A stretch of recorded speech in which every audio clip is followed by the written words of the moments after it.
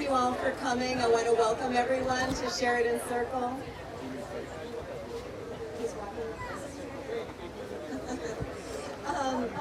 Years from now, we're all going to be bragging about how we were here in Sheridan Circle in 2023.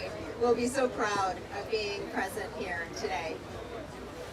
We are gathered here because the dictatorship that seized power in Chile 50 years ago tried to put their bloody mark on this spot.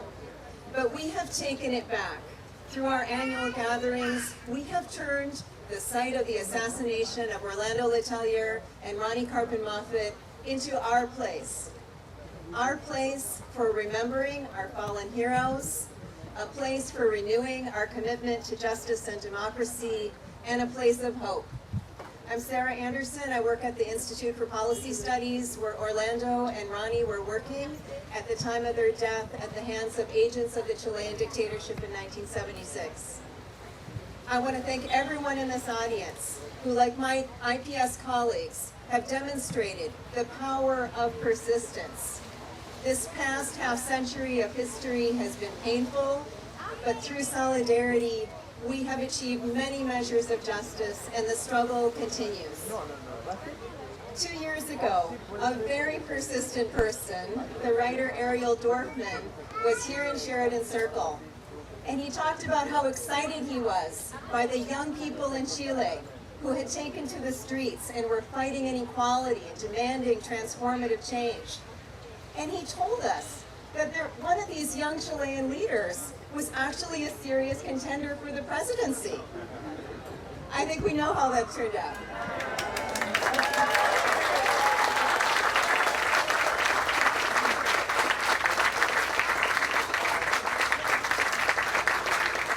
President Boric, we are so honored to have you here with us today on this hallowed ground.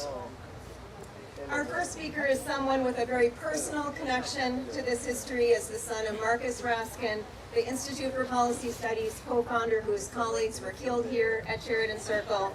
And he connects to this history through his life's work as a champion of democracy at home and abroad. Please welcome our hero, Congressman Jamie Raskin.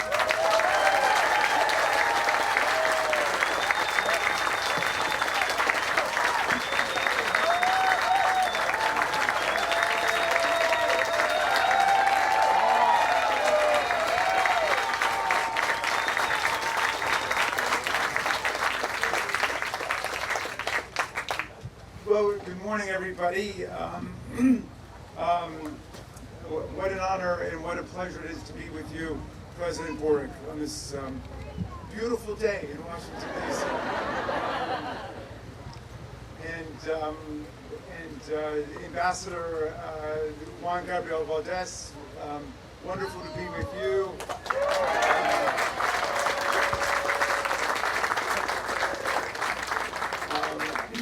All of the great leaders and activists and thinkers with IPS, Tope, Fullerton, Sarah Anderson, thank you, John Cabana, Senator Juan Pablo Letelier, Francisco Letelier, Kristen Letelier,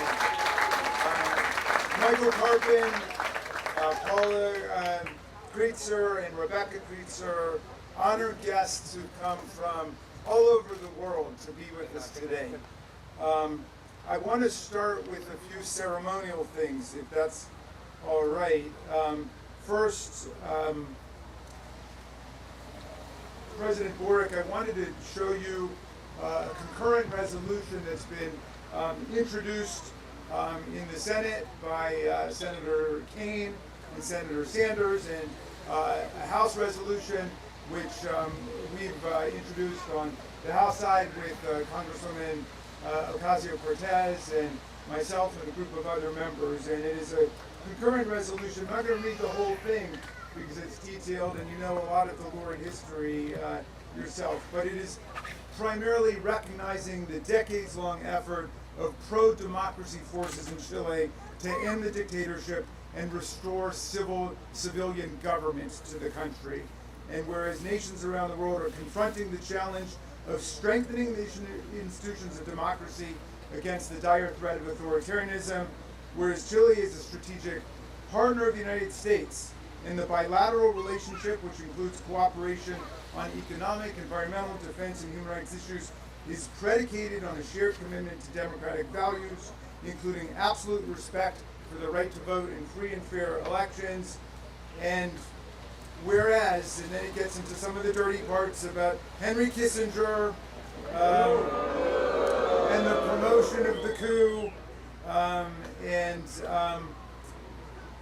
yes, more Henry Kissinger and the rampant human rights violations that the CIA was complicit in.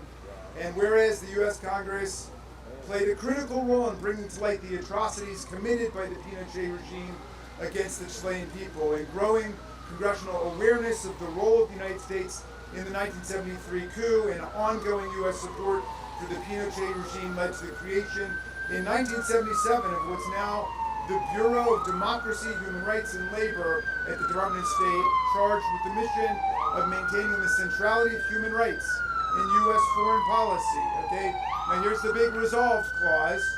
Now therefore, be it resolved by the House of Representatives, by the Senate of the United States, that Congress recognizes the decades-long effort of the pro-democracy forces of Chile that, with support from human rights movements in the United States and all over the world, ended the dictatorship and restored civilian government to Chile. And it applauds the Chilean people. It expresses profound regret for the U.S. contribution to destabilizing democratic institutions in Chile, and expresses regret for U.S. assistance to the Pinochet coup. And it states that we emphasize that support for human rights is and will always remain a key pillar of United States foreign policy and the relationship between the United States and Chile and everywhere else in the world. So anyway, we're fighting to pass this next week, and we'll give you a copy of that.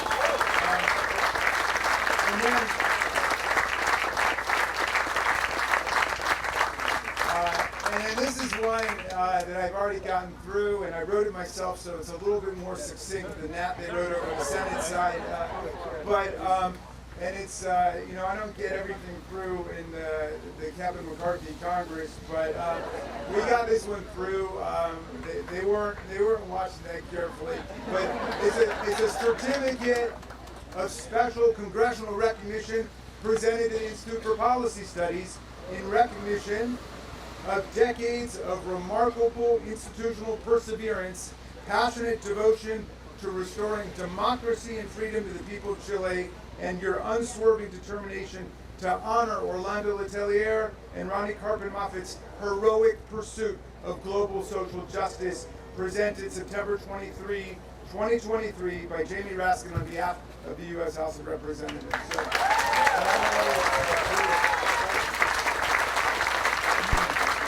So now, there are a lot of anniversary moments in the air, okay? So it's been 47 years, as I counted. Someone correct me, but I think 47 years since fascist agents of Augusto Pinochet and Dina assassinated IPS fellow and former Chilean ambassador to the United States, Orlando Letelier, detonating a bomb just a few yards away from here in Orlando's car, which killed him and Ronnie Carpin-Moffitt, and wounded Michael Moffitt, who was in the back seat of the car at the time. It's been 50 years since Pinochet and an authoritarian right-wing military faction and right-wing forces in Chile, backed by the CIA, organized a military coup against Chilean democracy and the legitimate government of Salvador Allende in Chile.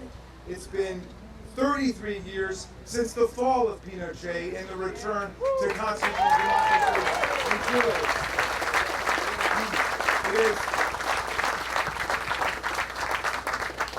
It has been 2 years since Donald Trump and right-wing forces in America attempted a political coup to overthrow the American presidential election, which Joe Biden won by more than 7 million votes, 306 to 232 in the Electoral College, and unleashed a violent insurrection against the Congress, the Vice President, and the American constitutional order. There have been hundreds of arrests, trials, and convictions of participants and charges ranging from assaulting a federal officer to destroying federal property to seditious conspiracy, which means conspiracy to overthrow or put down the government of the United States. The former president is now facing 4 criminal indictments with 91 specific criminal charges all over the United States of America.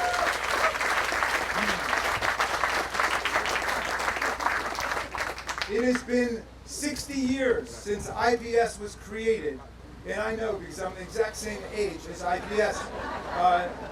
It has been 60 years since IPS was created as the first think tank of American progressive liberalism and really the first public policy think tank in America to defend human rights and peace, social justice, and strong democracy. Now, on this somber anniversary, everyone in the Americas and everyone all over the world should teach their children and their grandchildren what a coup is, a violent and unlawful seizure of state power in violation of the constitutional order. Facing violent insurrection in 1861, President Lincoln defined the situation very well. Insurrection, Lincoln said, is largely a war upon the very first principle of popular government, the rights of the people, specifically the right of the people to choose their own leaders in a democratic constitutional process. This was the right that was wrenched away from the Chilean people by fascists backed by the CIA on September 11, 1973. This was the same right that came under vicious assault in America by fascists and plutocrats and kleptocrats on January 6, 2021. I was only 10 years old when democracy was dismembered in Chile, but I remember well the grainy photos of Augusto Pinochet in the newspaper, his unsmiling face, the steely, idiotic fascist gaze and determination to use violent force and military power to extinguish democratic life and to take power for himself and his friends. He would oversee the torture and the murder of tens of thousands of civilians in Chile. I was 13 years old when Orlando and Ronnie were killed right here. And I had a message that came to school saying that I should come right home after school. And I was on the bus coming just around Sheridan Circle. And we were stuck for several hours in traffic because it was still a crime scene at that point, and none of us knew what had happened and what was going on. It was before cell phones took place. But I remember going to see Michael Moffitt that night with my parents and with the Barnetts, and I remember Michael reconstructing the details of what had taken place and describing the horror of the explosion in the car.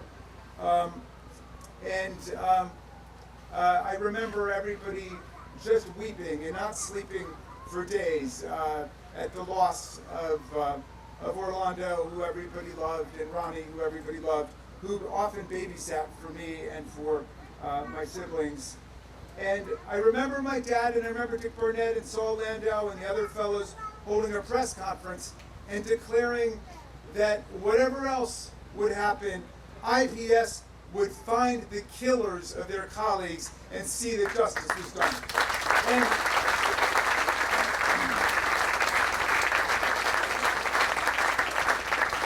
And I remember watching my dad and hearing him say that long after Pinochet is gone, and long after the dictatorship has fallen, and long after the murderers have been found and arrested, long after the complicity of the CIA in dismantling democracy in Chile was exposed, IPS and the forces of freedom and democracy would still be here fighting for the future of humanity.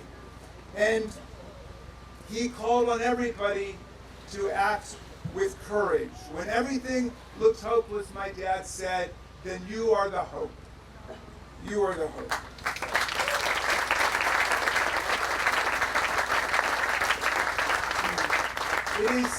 It is a mistake to think of fascism as having a fixed ideological content. As Madeleine Albright said in her book, Fascism: A Warning, the ideological content of fascism is mutating. It is constantly changing. What is central is the desire for power, the determination to seize and hold power at all costs for a minority group in society against and over the will and the welfare and the interests and the values of the vast majority of people. The dynamic ideological ingredients of fascism appear and reappear in different forms, in different places, at different times in history. Racism and authoritarianism, anti-Semitism, militarism, misogyny, corporate control, propaganda, disinformation, conspiracy theory, immigrant bashing, cultish mind control, theocracy, destruction of the language, assault on thinking in universities, and always repression and violence. But I want to leave you with the thought and the feeling that I got from my dad and from all of his colleagues at IPS and from around the world, which is that the spirit of freedom and democracy is always changing and moving and growing too. It's like a chain letter that's sent down from one generation to the next generation. In America, from the revolutionaries to the abolitionists and the Reconstruction fighters to the feminists and the suffragettes and the populists and the progressives and the New Dealers to the civil rights movement and the LGBTQ movement and the women's movement and the anti-war movement, the peace movement, the labor movement, all of them have carried this spirit of democracy and freedom in our country. And the spirit of freedom is expressed too in our literature, in our poetry, our music, our theater, our culture, and our lives. It was expressed in my dad's music, in his piano. It was expressed in Ronnie's project setting up the music carry-out, in Adams Morgan, bringing her beloved music to new generations of kids. It was expressed in Orlando's music, in the poetry of his extraordinary language, and in all of the love of family and friends and community that they lived with every day, a love that they expressed both in their political engagement and also in their creative expression. I've got a poster on the wall of my office in the Rayburn House office building that Aviva Kepner gave me. I don't know if Aviva's here today. There's Aviva.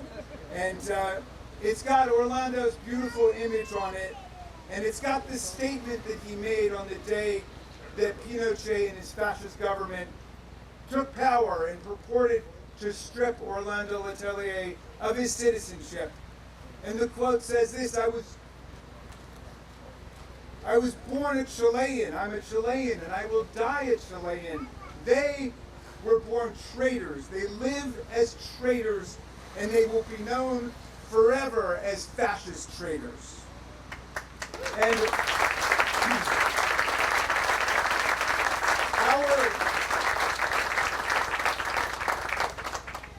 our historical memory and our precision about these events, our commitment to accountability and justice, this is the beginning of the struggle in our times to defend and expand democratic freedom against its fascist enemies all over the world. I leave you with the words of two great freedom fighters, one from Maryland, born just about 45 minutes away from here, the great Frederick Douglass, who said, if there's no struggle, there's no progress. And the struggle may be moral, it may be physical, it may be moral and physical, but there must be struggle. Power concedes nothing without a demand. It never has, and it never will. There's a message to you from the people of Maryland today. And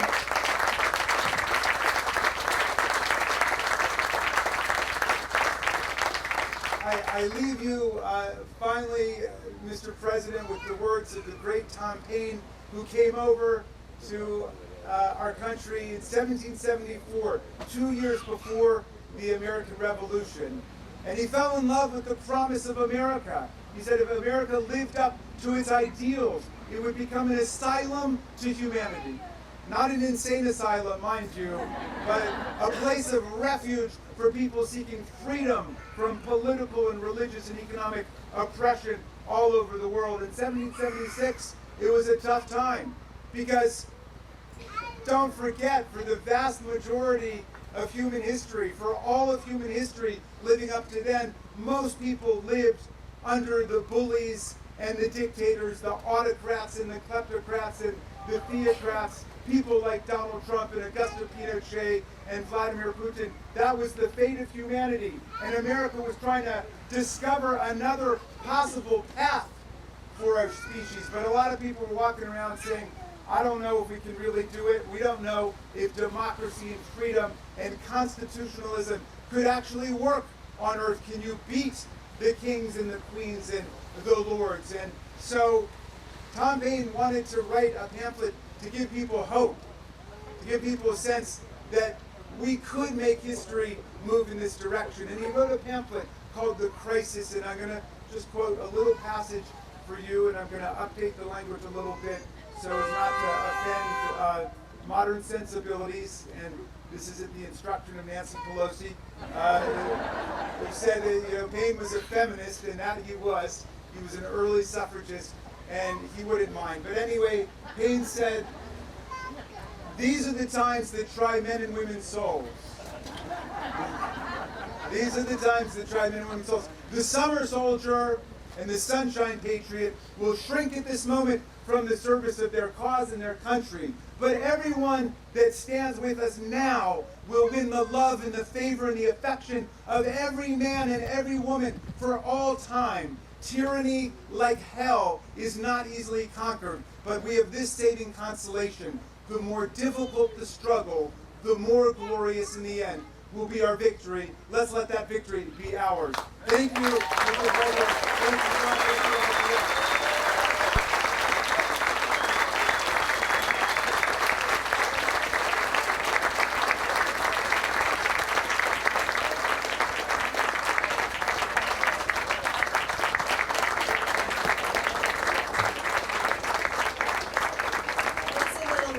When you think of the struggles so many other people have had to face. The Chilean people have had many champions in the U.S. Congress. I want to recognize another one in the crowd. Former Senator Tom Harkin is here.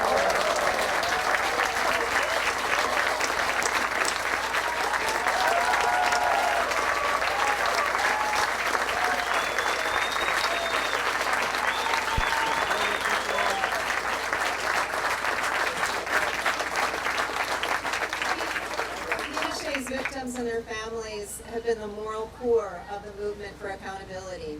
After the earth-shaking arrest of Pinochet in 1998, I remember Mark Raskin called up Ronnie's father and asked if he would help push for prosecution. And Murray Carpin, like thousands of others, was committed to turning his family's tragedy into a force for justice. And so he stepped up, he spoke out in the media, he spoke on Capitol Hill, he spoke at the British Embassy, he spoke here in Sheridan Circle. And we're so honored to have with us here today Ronnie's brother Michael and niece Rebecca Carpin and several other Carpin family members. I'd like to stand and be recognized.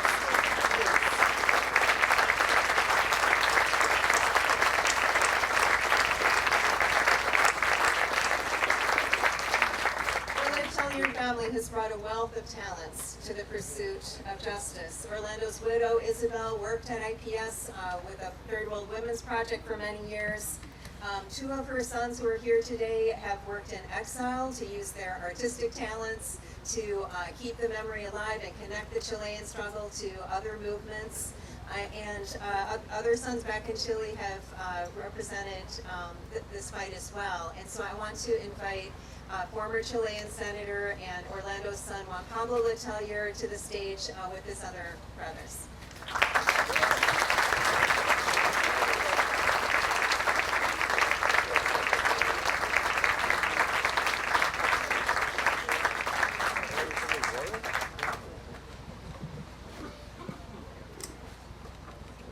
Señor Presidente, Gabriel Boric, señor Ministro, Congressman, Jamie, Senator Ricardo Lagos, dear Ambassador Juan Gabriel Valdez. He's more than an ambassador to us, he's our friend, he's part of our family. Chilean ambassador to the UN who's here. Dear friends and family from the IPS, and from this wonderful community here in DC, Wool, and so many others, who are with us. Dear friends, this is a site of cultural memory. This is a memory site that has been built during the last 47 years, led by the IPS. This has been a place where the Letelier-Moffitt Fund, where fabulous voices have built a memory site. Hands, struggles, who have built what is here today. We as a family are full of gratitude, extreme gratitude.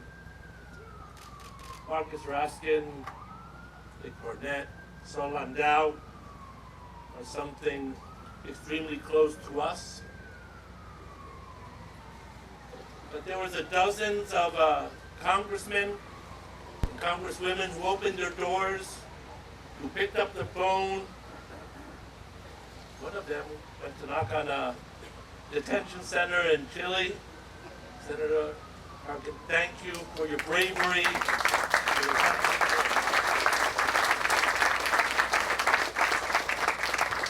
So many of the Letelier-Moffitt awardees, strugglers from the U.S., strugglers from different corners of Latin America, have made this memory site.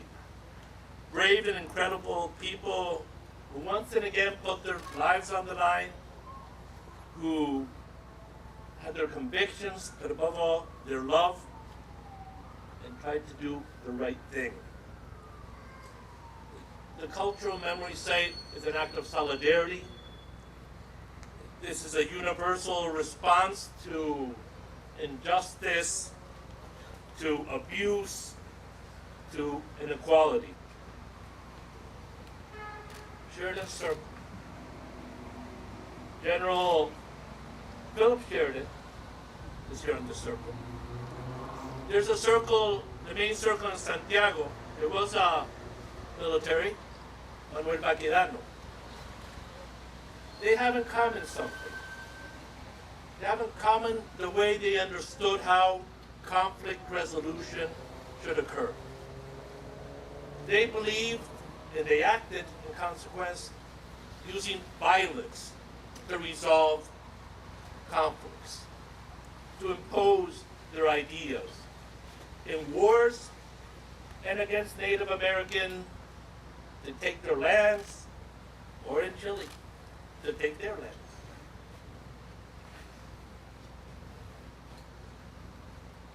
In the past and in the present, there are those who think that conflict resolution can be done with violence.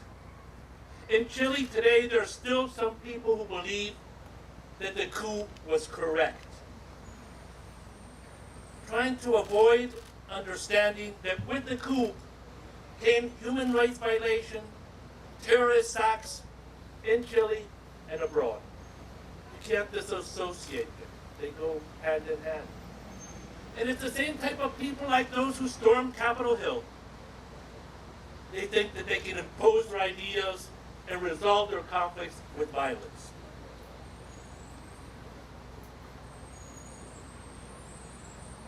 We're different. We are part of a cultural memory site who has been built with conviction, with love, but above all, with principles of justice, peace, and dignity. We cherish, we remember Orlando and Ronnie. We remember also Frank Tarugi. We remember also other American citizens like Charles Gordon. Rodrigo Rojas. We remember him today. So many who are part of this institute. When we finish this activity, we're going to cross the road. And we're going to put a flower. Lay a flower down we as a family are extremely grateful. We have a place where we can lay a flower down. But for us, there are too many people who still can't do that. Not only in Chile, in Argentina, in Africa, here in the US.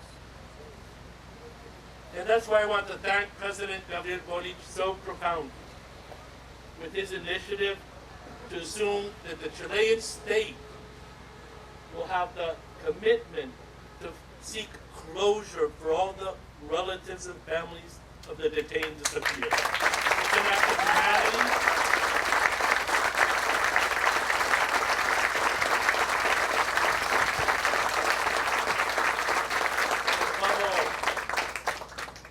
It's an act which is part of this cultural memory site. We have all built this together. And I want to thank everyone for this day, in particular President Boric, for accompanying us, for being very clear in his commitment to human rights. It doesn't matter if it bothers anybody, but he's been on one line. Human rights have to prevail with our principles of justice, peace, and dignity, which is what Orlando believed in and what Ronnie struggled for. Thank you very much.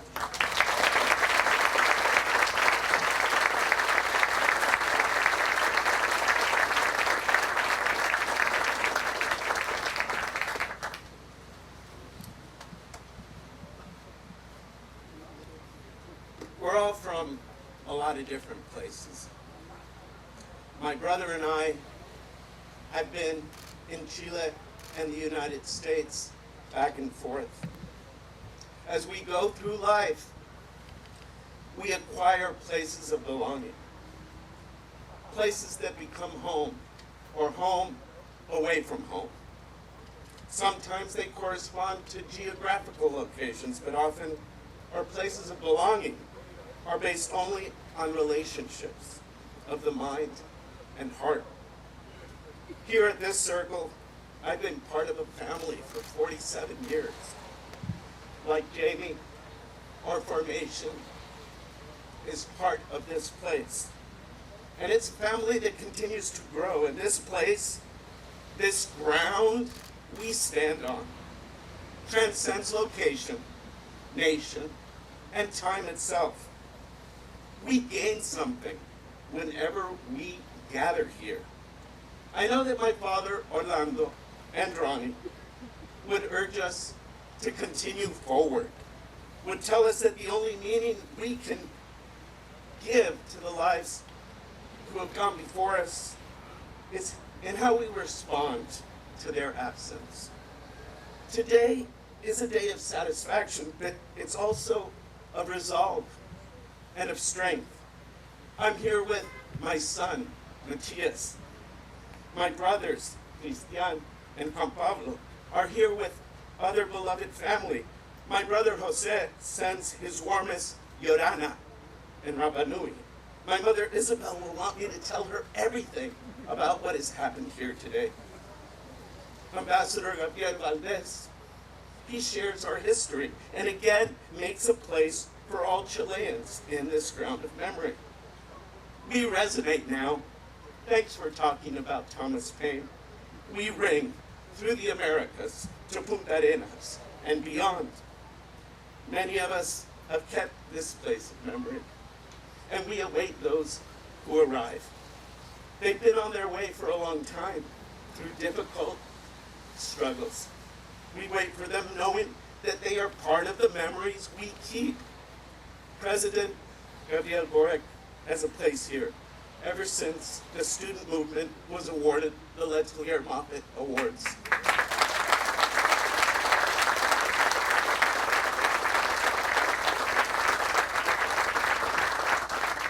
We welcome him home to this authentic nation that is also Chile, that crosses borders, that resonates with those who came before us. We are honored.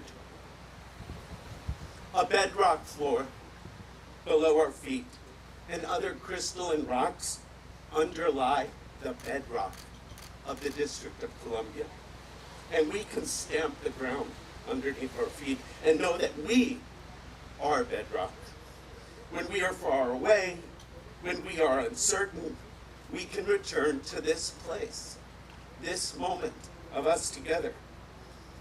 Like many of you, I have felt grief here, but I've also found joy.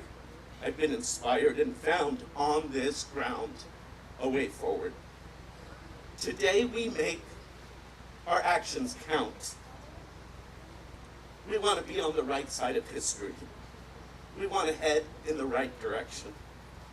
We welcome other members of this extended family, of these global movements for justice through the Letelier-Moffitt Awards. We're stronger to have all of you with us, all of them with us.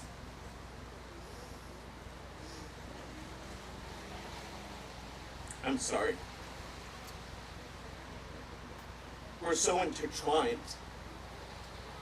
Our memories, our lives, and our struggles.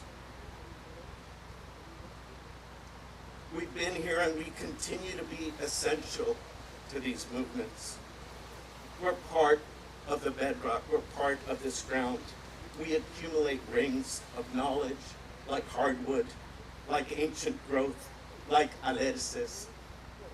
Let's celebrate the lives of the many who move ahead of us and who now, like Orlando, like Ronnie, like Salvador Allende, and those who are absent, urge us to respond and to continue. Let's continue to lay foundations. Let's feel the earth under our feet. Let's be bedrock for the future. Thank you.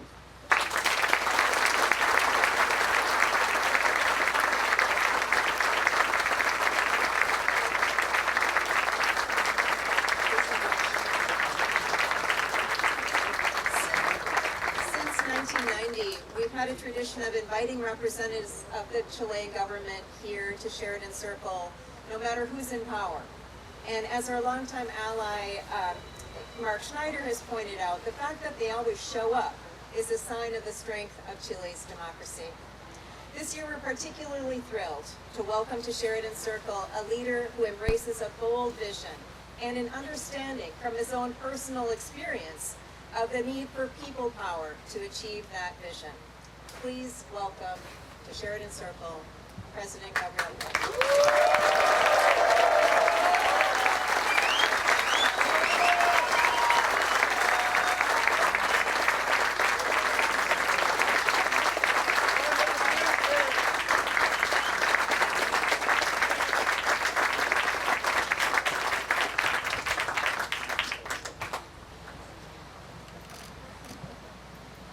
I have been to a lot of acts of remembrance, and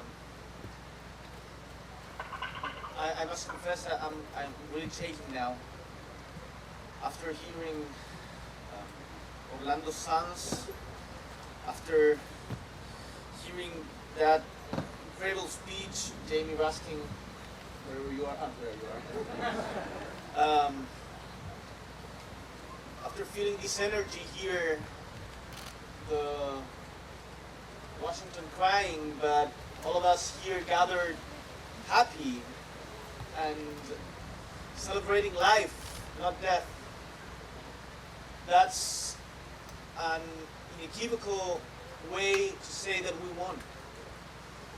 That Orlando's and Ronnie's ideals won. And we are very proud of that. And my generation, I was born 10 years after Orlando was killed. My generation is deeply moved and deeply grateful of the thought they gave, of the life they gave to us. So I have, of course, prepared a speech. It's kind of difficult to talk after what we've heard here, but I'm going to deliver it in Spanish because I know there are people in Chile that didn't know Orlando, didn't know Ronnie Moffitt, that are also listening, or maybe will listen this in the future. And I want them also from here, from Washington, to understand what this means. So, for all of you, and I understand most of you speak Spanish, comes the following words. Compatriotas, amigos queridos que hoy nos acompañan, agradezco profundamente las inspiradoras palabras de quienes han tomado el micrófono antes que yo, y lo digo sinceramente, no por protocolo, porque escucharlo a ustedes enseña, y no es de estas actividades en que uno espera que terminen los discursos para ver cuándo termina el acto, pese a que está lloviendo, pese a que nos mojemos, pese a que está frío, sino que realmente emociona y nos vamos con un pedacito de vida que no teníamos antes. Quiero también rendir un homenaje sentido a todos quienes hacen posible esta ceremonia año a año. Qué importante lo que dices, de que desde 1990 todos los años se reúnen. No sé si serán todos los años la misma gente, seguramente habrán años que hay más, hay menos, pero todos los años desafían la muerte con este acto. Y especialmente al Institute for Policy Studies, IPS, que no solo acogió a nuestros compatriotas en los momentos más difíciles, en la noche más larga de nuestra patria, sino que ha contribuido a mantener viva su memoria y su lucha a través de los años. Ayer Juan Pablo me recordaba que el 2012, Noam Peterman con Camila Vallejo, en ese entonces presidentes de las federaciones estudiantiles en Chile, recibieron acá el premio Orlando Letelier-Moffitt. Camila, ustedes saben, hoy es la vocera de nuestro gobierno.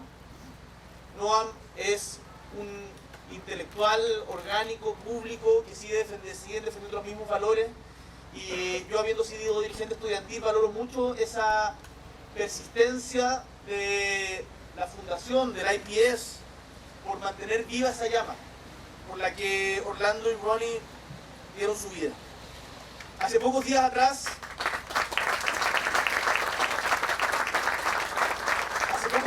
conmemoramos los 50 años del golpe de Estado del 11 de septiembre de 1973, que, como bien dice Juan Pablo, es indivisible ese momento, es indivisible de las violaciones a los derechos humanos que acaecieron desde el mismo día en que quebraron la democracia.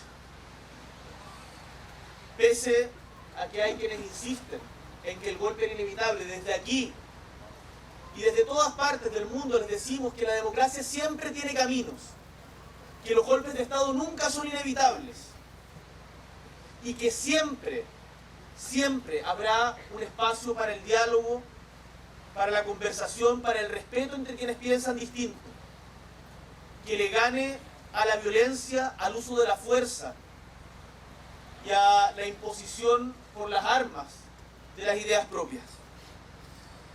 En esta conmemoración, en uno de los patios de La Moneda, el querido grupo Iyapu cantó en homenaje a las víctimas de las violaciones a los derechos humanos. Aunque los pasos toquen 1000 años este sitio, no borrarán la sangre de los que aquí cayeron.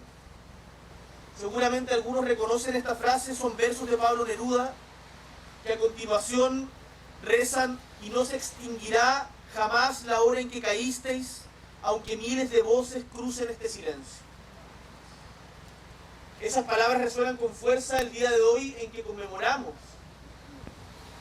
la partida de Ronnie Moffitt y de Orlando Letelier, y también los 50 años de la muerte en extrañísimas circunstancias del mismo bate Pablo Neruda. Que hay un fallo pendiente de la Corte Suprema que debiera estar además por evacuarse durante las próximas semanas o meses para poder establecer la verdad judicial respecto a qué fue lo que le pasó y por qué fue silenciado. No se extingue ni se extinguirá jamás la hora en que cayeron aquí en Sheridan Circle Orlando Letelier del Solar y Ronnie Carper-Moffitt, alcanzados por el puño de la DINA. Y cuando decimos el puño de la DINA, ellos se solazaban de aquello. Eso es lo brutal de estas violaciones a los derechos humanos. Primero se solazaron de ellas. El símbolo de la DINA era un puño de fierro. Ese era su símbolo oficial. Se solazaron, después lo negaron. Bien lo puede decir Tom Harkin, who was knocking doors in Chile to know what was really happening. And he discovered Villa Grimaldi, a place where a lot of people were tortured and a lot of people were disappeared. That was the last place where they were seen. Se solazaron de las violaciones a los derechos humanos. Después trataron de ocultarlas. Después las negaron. Y después se desentendieron. Y hasta el día de hoy hay muchos que siguen en la impunidad. Y cuando hay quienes osan pedir a las víctimas que acallen su duelo, que den vuelta a la página, yo me atrevo humildemente a decirles, habiendo conversado con muchísimas de las víctimas, que esa reconciliación solo es posible con verdad y con justicia, no con olvido. Y con el compromiso profundo y la convicción caliente de que estos hechos no se pueden volver a repetir. Y que sabemos la democracia está amenazada en diferentes formas. Quizás hoy día estas formas son distintas a las de hace 50 años. Pero nuestro compromiso con ella y con el respeto irrestricto a los derechos humanos debe ser total sin importar las circunstancias, porque no hay inevitables en la historia. Hemos sabido, gracias a archivos desclasificados mucho tiempo después del crimen, que ese puño de la DINA que alcanzó en este Sheridan Circle a Orlando y Ronnie fue ordenado directamente por el dictador. Muchas gracias, Peter Cornwood, que está por acá, por the work you've done. For the work you've done. Declassifying these archives. Y le agradezco profundamente a Jamie Raskin, AOC, and all the other congressmen and women, Bernie Sanders, of course, who entered this project of resolution. That it's really significant to us. It really means more than something.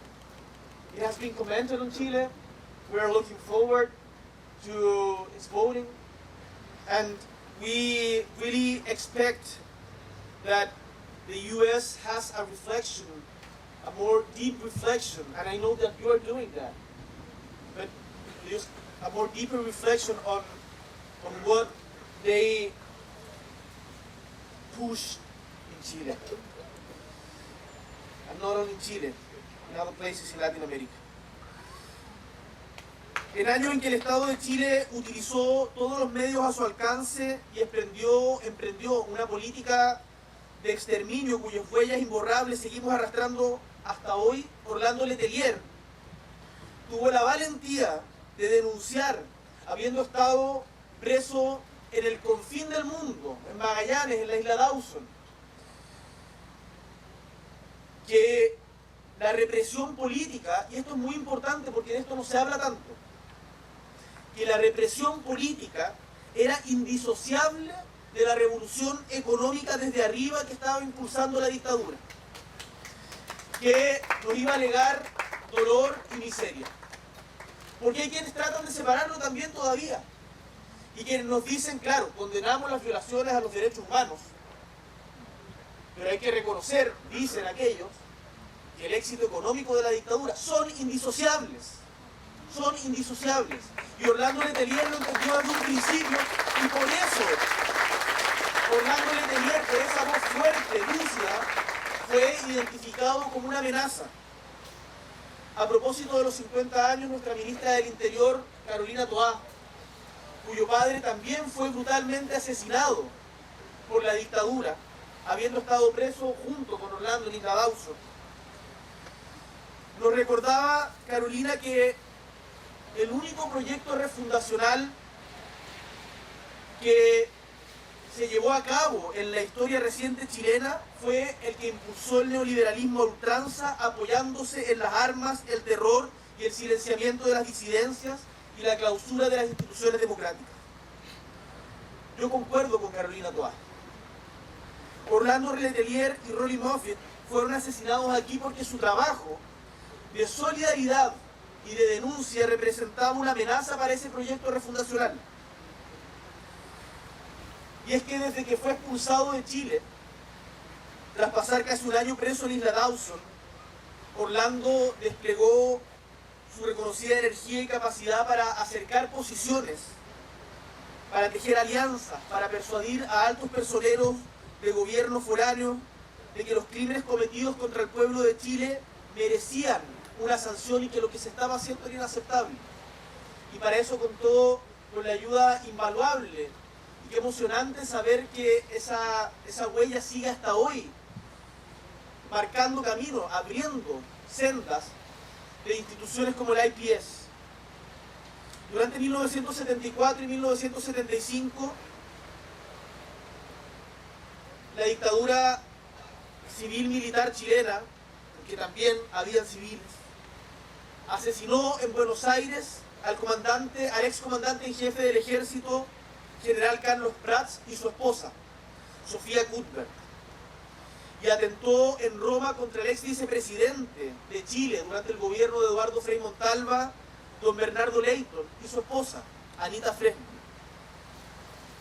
El atentado contra Orlando Letelier y Letelier-Moffitt un año después no fue casualidad, no fue un exceso, fue parte de una política sistemática de silenciamiento a quienes desde el extranjero, porque se les había negado su propia patria, estaban denunciando lo que ocurría en Chile. Entonces no nos pueden decir, y es importante que lo sepamos, que hay excesos que son condenables, pero si hay excesos significa que hay una esencia que no lo sería. Nosotros no condenamos solamente los excesos, estamos en contra y nos rebelamos contra la esencia de la dictadura. Porque mientras en nuestro país la policía secreta detenía, secuestraba, interrogaba, torturaba, exiliaba, exoneraba a miles de chilenos y chilenas inocentes. Y es que cuando se echa a andar la máquina del terror, cuesta mucho y es muy difícil detenerla. Y la banalidad del mal también se hace presente. Prats, Leighton, Letelier, Rodrigo Rojas, Denegri, así como tantas otras miles de víctimas, a veces anónimas, cuyos nombres nos recuerdan esas caras en blanco y negro, esas fotos en blanco y negro que portan todavía familiares vivos, encarnaban todo aquello que la dictadura quería borrar de la faz de la tierra y de la memoria de nuestra patria Chile. Como escribió Saúl Landau, de cuyo fallecimiento se cumplieron 10 años hace solo un par de días, Orlando representaba todas las cualidades que debía tener un gobierno. Era un abogado que creía en las normas y en la Constitución. Su ética era en la igualdad y la justicia. Y la razón era su instrumento de persuasión y autoridad. Hoy, a 50 años del quiebre de la democracia en Chile, rendimos homenaje a quienes dieron su vida en nuestra patria y fuera de ella por restaurar la República, reconstruir nuestra convivencia y reconstruir la democracia a partir del respeto irrestricto a los derechos humanos. A ellos les debemos en parte ser hoy una democracia pujante que busca nuevos caminos de equidad, y en donde, pese a que tenemos profundas diferencias, nos respetamos con quienes son nuestros adversarios y podemos conversar y poner a Chile delante de nuestras divisiones, en donde la libertad y el pluralismo están garantizados para todos y todas, y en donde también el Estado se hace cargo de modo permanente de la búsqueda de la verdad, la justicia y la garantía de no repetición. Solo así podremos, las generaciones que vienen, las que tomamos ese legado, las que tomamos esa posta, reclamar la herencia de una generación de chilenas y chilenos que nos marcaron a fuego con su ejemplo de dignidad, de decencia, también de alegría, porque esto no solamente es un duelo, lo es por cierto, hay dolor, hay grief, pero también hay alegría en su memoria, y que dieron sus vidas y su testimonio de vocación de servicio público en defensa de los postergados, de la promoción del diálogo y de la democracia. Desde Chile y en representación del gobierno de Chile, honramos su memoria trabajando día a día por fortalecer y cuidar esa democracia, alzando la voz ante las violaciones a los derechos humanos sin importar el color político de quienes las vulneren, y luchando por un mundo más humano, más libre, más justo, más equitativo y más feliz. Un mundo como el que soñaron Salvador Allende, a quien ayer homenajeaba, no yo, no un presidente de izquierda, no el embajador del gobierno en Chile, sino los 32 países de la Organización de Estados Americanos, poniéndole su nombre, con un cuadro además, a la puerta central del edificio de la Organización de Estados Americanos. Un mundo como el que soñaron Allende, Orlando Letelier y Letelier-Moffitt sigue siendo posible. Democracia siempre. Muchísimas gracias.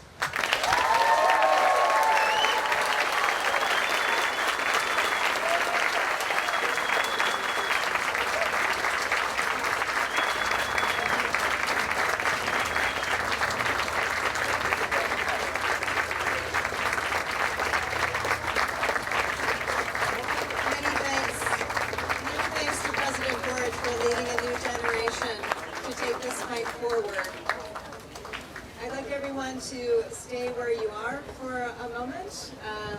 I want to also thank our co-hosting organizations for helping us turn out this incredibly committed crowd. I think we all kind of deserve a round of applause if you're not turning in a row. But we're joining in co-hosting here today with the Washington Office on Latin America, the Latin America Working Group, Pax Christi International, the Center for Economic and Policy Research, and the Inter-American Dialogue. And we all know the struggle for democracy and justice never ends, and all of our organizations look forward to continuing to work with the Chilean people in this struggle. Thank you. And now I think President Boric will be laying flowers on the monument. The rest of us just hang on for a minute, and then we'll invite all of you to take a flower as well to place on the monument. Thank you.